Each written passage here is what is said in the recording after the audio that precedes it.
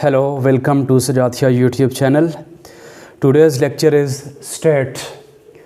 What is the evolutionary process of state, meaning of states, the basic concept of states, and then the elements are the features of states, and at the last, the pillars of states. Let's start. The state, if we know about the meaning of state, the modern term derived from the word status. Status is the word that actually used by a German tribe, Teutons, for the first time in the replacement of state, currently known as state. The first phase of state derived from the word status used by a German tribe, Teutons. Then Greek used word polis to known city-state.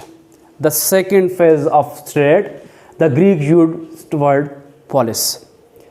Then Roman used word civitas, which means state. And the current word state is actually used in 1513 by an Italian philosopher, Nicholas Machiavelli.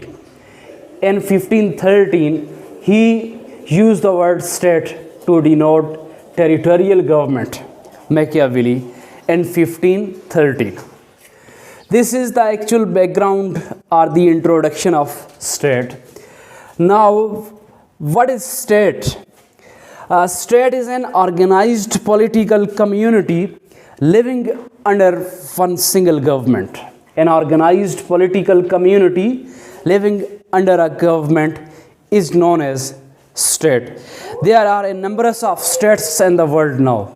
According to United Nations membership of UNO, there are 193 independent and sovereign states are in the world.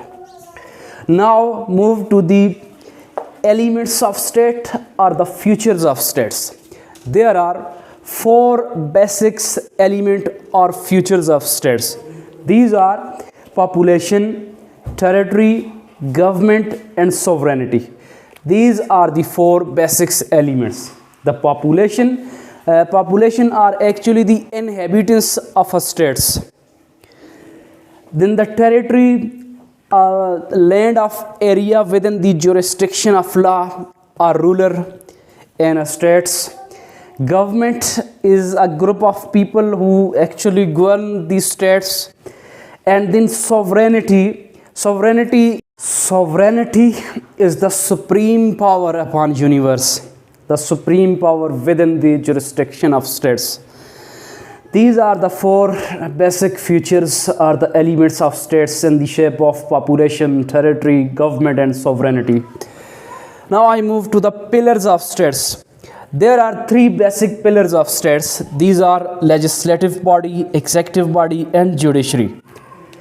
Legislative body means to legislate, to formulate the constitution of states in the form of parliament, where like in Pakistan the parliaments are bicameral in the shape of National Assembly and Senate.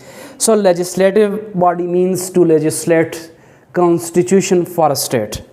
And then executive body. Executive body is actually the establishment or the bureaucracy of a state. And then the judiciary, to monitor both legislative and executive body, the judicial system of a state, the courts and the countries. Nowadays, media is also included as a pillar of states as 4th point. But actually, these 3 are the basic pillars of states. My today's lecture, I briefly discuss about the meanings of states, the concept of states, and elements of states, and at the last, pillars of states.